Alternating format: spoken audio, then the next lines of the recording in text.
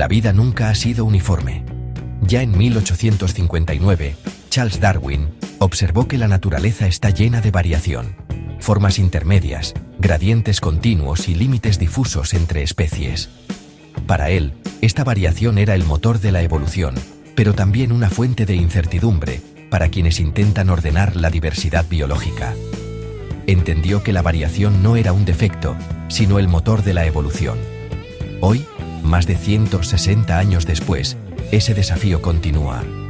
Y se vuelve aún mayor cuando intentamos clasificar organismos que ya no existen.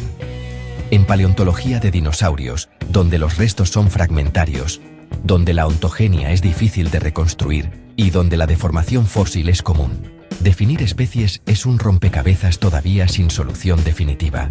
Exploraremos por qué la variación biológica complica la clasificación de los dinosaurios, cómo distintos enfoques sistemáticos han intentado resolver el problema y qué nuevas herramientas están transformando nuestro entendimiento de estos extraordinarios animales.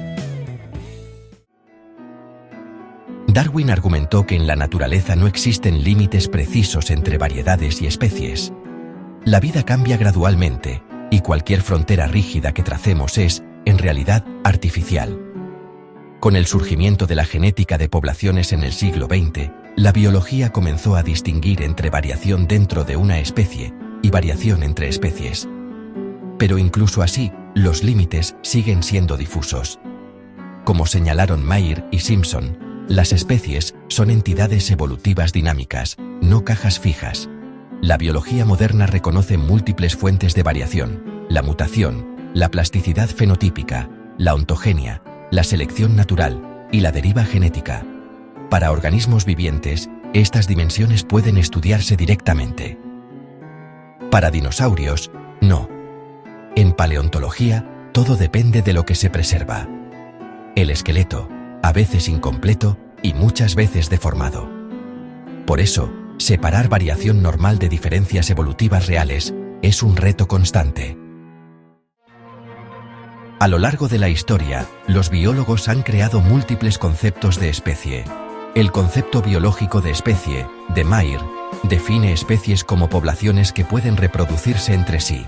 Pero en fósiles, no hay comportamiento, no hay reproducción, no hay ADN. Así, el concepto no puede aplicarse. Simpson propuso entonces el concepto evolutivo de especie, que considera a las especies como linajes con identidad propia que se mantienen a través del tiempo. Aunque útil, requiere series fósiles amplias, algo poco común en dinosaurios. Finalmente llegó el cladista, que considera a la especie como la unidad mínima dentro de un árbol de relaciones evolutivas. Pero este enfoque también depende de rasgos morfológicos que pueden variar por edad, sexo o ambiente. Los conceptos de especie funcionan hasta que los aplicamos a dinosaurios. Allí las fronteras se vuelven borrosas. Aquí se encuentra uno de los mayores problemas. Muchas especies de dinosaurios se describieron a partir de un solo individuo. Pero un individuo puede ser joven, viejo, macho, hembra, atípico o estar deformado por procesos post-mortem. Esto ha generado debates históricos.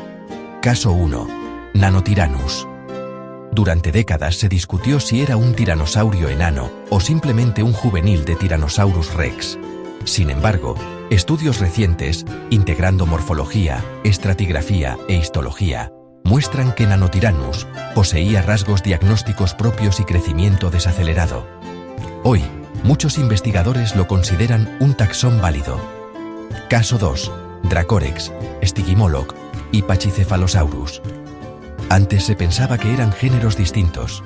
Hoy sabemos, gracias a la histología craneal, que representan etapas del mismo linaje en diferentes momentos del desarrollo. Caso 3. Triceratops versus Torosaurus. Algunos estudios sugieren que Torosaurus podría ser simplemente un Triceratops adulto con el volante craneal remodelado. La lección: la ontogenia puede engañarnos, y sin series de crecimiento completas, es fácil inventar especies que nunca existieron. A lo largo del siglo XX, surgieron tres grandes escuelas con sus métodos para clasificar organismos: fenética, que agrupa especies por similitud global. El problema: la similitud no siempre indica parentesco. En dinosaurios, La convergencia evolutiva es común. Sistemática evolutiva, que integra morfología e historia. Útil, pero subjetiva. ¿Qué rasgos cuentan como tendencias evolutivas? Cladismo, que agrupa por sinapomorfías, rasgos derivados compartidos.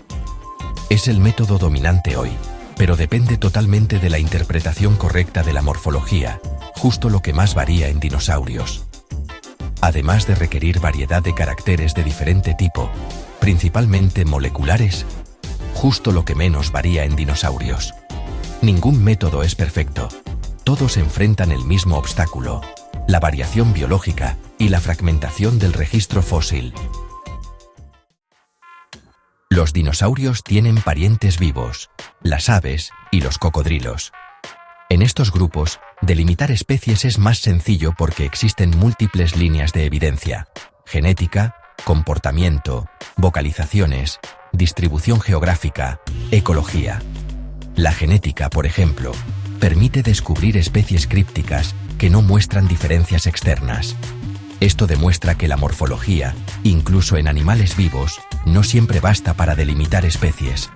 Si la morfología es limitada en organismos actuales, ¿qué podemos esperar en dinosaurios? Durante siglos, los paleontólogos usaron martillos y pinceles. Hoy, la tecnología ha revolucionado el campo. Escáneres 3D y tomografías permiten crear modelos digitales detallados de fósiles, comparando formas con precisión. El análisis morfométrico ayuda a distinguir variaciones dentro de una especie de diferencias entre especies. La histología ósea, cortando finas láminas de hueso, revela la edad y el ritmo de crecimiento del dinosaurio. Los métodos filogenéticos estadísticos, modelos biogeográficos, reconstrucciones ontogenéticas, análisis de variación en series poblacionales fósiles. Así, podemos saber si un fósil pequeño es una especie nueva o un juvenil de una especie grande. Los programas informáticos permiten analizar grandes cantidades de datos anatómicos y construir árboles evolutivos robustos. Aunque nunca tengamos ADN de dinosaurio, estas herramientas extraen el máximo de información de los fósiles. La tecnología está resolviendo viejos misterios y mostrando un mundo de dinosaurios más complejo y real. El futuro apunta hacia una sistemática integradora, donde no se elija entre genética, sistemática evolutiva o cladismo, sino que se combinen sus fortalezas para interpretar un registro profundo y fragmentado. Clasificar dinosaurios no es solo poner nombres, es intentar reconstruir linajes que vivieron en ecosistemas desaparecidos hace millones de años. La variación biológica, genética, ontogenética y ecológica es el reflejo del proceso evolutivo. Y clasificar significa interpretar ese proceso a partir de huellas incompletas. Más que un problema, la variación es precisamente la razón por la que la vida evoluciona. Entonces, la sistemática de dinosaurios es un ejercicio de inferencia científica, una combinación de imaginación, evidencia y método. La variación representa tanto un desafío como una ventana al pasado evolutivo. El estudio de los dinosaurios nos recuerda que la vida es dinámica, que los límites entre especies son fluidos y que entender la evolución requiere integrar múltiples enfoques.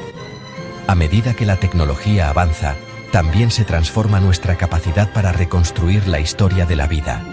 Y aunque nunca tendremos un retrato completo, cada fósil, cada análisis y cada hipótesis nos acerca un poco más a comprender cómo la diversidad del pasado dio forma al mundo que habitamos hoy.